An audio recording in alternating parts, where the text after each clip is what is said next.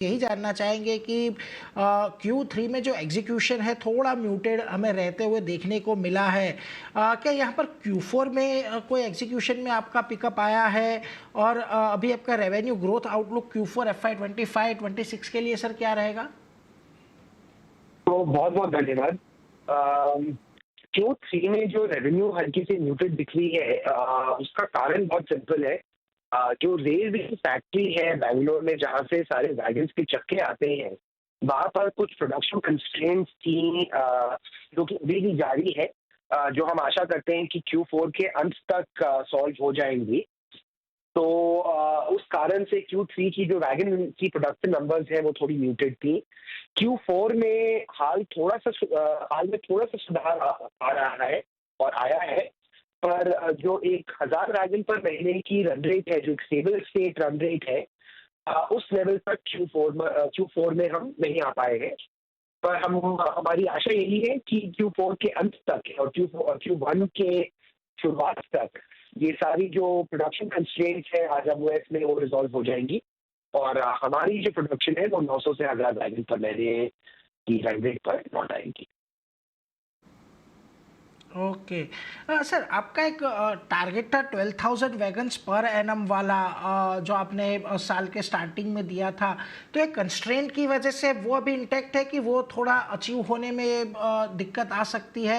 वैसे आपने बहुत क्लैरिटी बात की है, लेकिन क्या एक टारगेट अचीवेबल हो जाएगा Q4 एंड तक? 10,000 का टारगेट अचीव होना थोड़ा-सा अनलाइकली है, क्योंकि Q3 की जो नंबर थी, Q3 काफ़ी हद तक इम्पैक्टेड था। पर उस 12,000 वैगन के नंबर के आस-पास हम ज़रूर पहुँच जाएँगे। ઓકે, એટલે જો ખાસ કરીને 12,000નો ટાર્ગેટ છે એની નજીક પહોંચવાનો પ્રયત્ન અહીંયાથી ચોક્કસ થશે, ભલે Q3 में थोड़ी આપણને तकलीफ જોવા મળી હતી।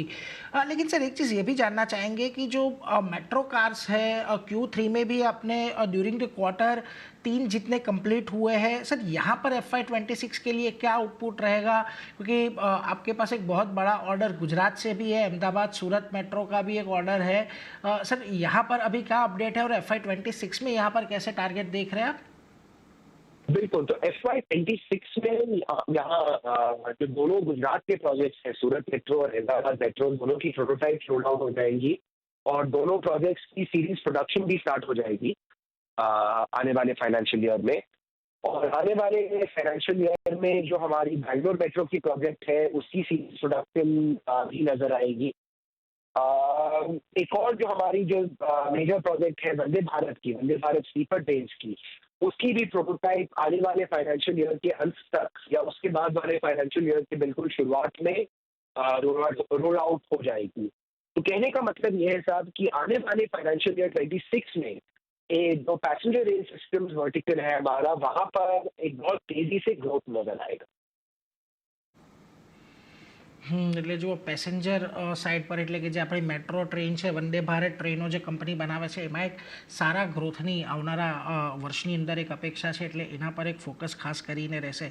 સર आपने वैसे आपका प्राइमरीली बिजनेस जो वैगन्स और rail system, passenger rail system में है, लेकिन अभी आप थोड़ा एक्सपांड करने की भी एक बात करी थी सिग्नलिंग सेफ्टी सिस्टम के अंदर, शिप बिल्डिंग एंड मैरीटाइम के अंदर। सर वहाँ पर अभी आपको ग्रोथ की क्या अपेक्षाएं दिख रही है? यहाँ पर कोई सब्सटेंशियल आपके पास अभी ऑर्डर बुक है तो कितनी और कितना टाइमलाइन है उसका? तो आज के दिन शिप बिल्डिंग और सिग्नलिंग में हमारी ऑर्डर बुक जो है वो नेग्लिजिबल है। शिप बिल्डिंग में हमारे पास कुछ टर्म्स के ऑर्डर्स हैं जो अभी अंडर एग्जीक्यूशन है, बट उसकी क्वांटम बहुत ही छोटी है।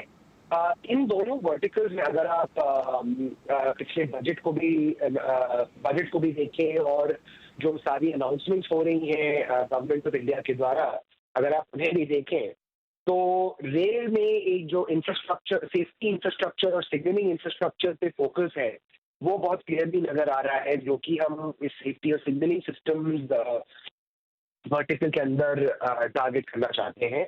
और शिप बिल्डिंग के लिए जो एक हमारे माननीय प्रधानमंत्री जी का भी जो विजन है इंडिया को शिप बिल्डिंग हब में बनाना, और ना कि सिर्फ इंडियन शिप्स के लिए बट ग्लोबल मार्केट के लिए, उस विजन की तरफ हम काम करना चाहते हैं। आज के दिन इन दोनों बिज़नेसेस की बिज़नेस प्लान और रेवेन्यू प्लान्स वगैरह सब फ़र्म अप हो रही हैं।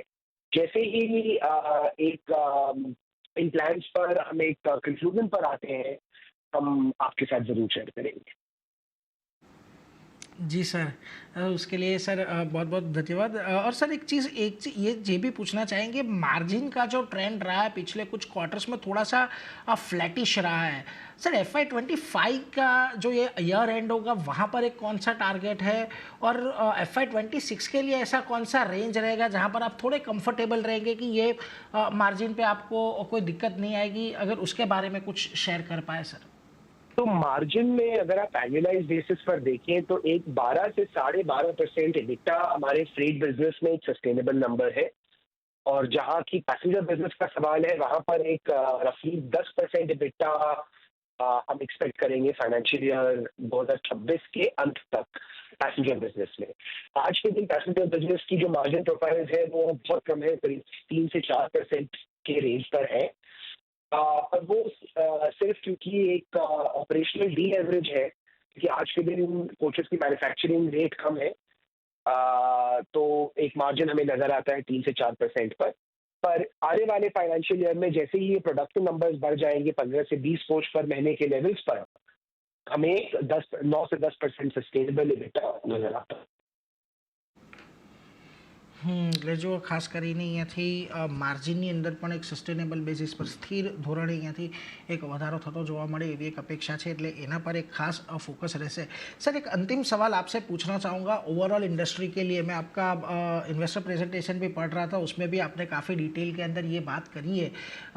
सर आने वाले टाइम में यहाँ से कैसे ग्रोथ की एक अपेक्षा रख रहे हैं, क्योंकि ये बजट के अंदर हमने देखा है सरकार ने भी एक अपना 2-3 साल का एक कैपेक्स का एक आउटले रखा हुआ है रेलवेज़ के लिए। एडवांसमेंट वहाँ पर भी थोड़े बहुत होने की उम्मीदें हैं। सर ओवरऑल ये इंडस्ट्री को लेकर अभी आपको कैसा एक एनवायरनमेंट दिख रहा है डोमेस्टिक लेवल पे, और अगर इंटरनेशनल लेवल पे आप बात कर पाए तो?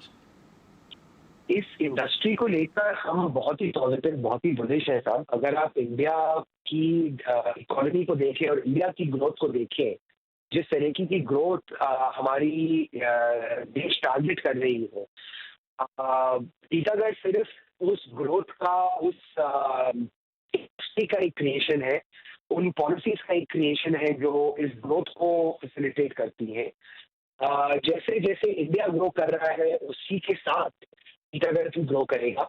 और जहाँ तक मेट्रोस की सवाल है, अगर आप देखें ऑलमोस्ट हर महीने किसी शहर में या तो मेट्रो लाइन्स की एक्सपेंशन अनाउंस हो रही है या तो नए मेट्रोज अनाउंस हो रहे हैं। यानी यहाँ तक कि टियर 2 टियर 3 सिटीज में भी अब मेट्रो नेटवर्क्स की बातें चल रही हैं और कुछ कुछ सिटीज में तो अनाउंस भी हो गए हैं प्रोजेक्ट्स। तो एक ओवरऑल पिक्चर जो इंडिया में है रेल का, हमें बहुत मजबूत नज़र आ रहा है। और अगर आप ग्लोबली रेल इंडस्ट्री की बात करें तो ये एक बहुत ही मजबूत, बहुत ही स्ट्रॉन्ग इंडस्ट्री है जो कि एक स्टेबल ग्रोथ पाथ पर चल रहा है। और हमारे माननीय प्रधानमंत्री जी का जो विजन है, make in India and make for the world, हम उस विजन को साकारना चाहते हैं। पहले इंडिया में अपनी मार्केट लीडरशिप इस्टेब्लिश कर कर उसके बाद फॉरेन मार्केट्स को टारगेट करने के लिए। जी सर।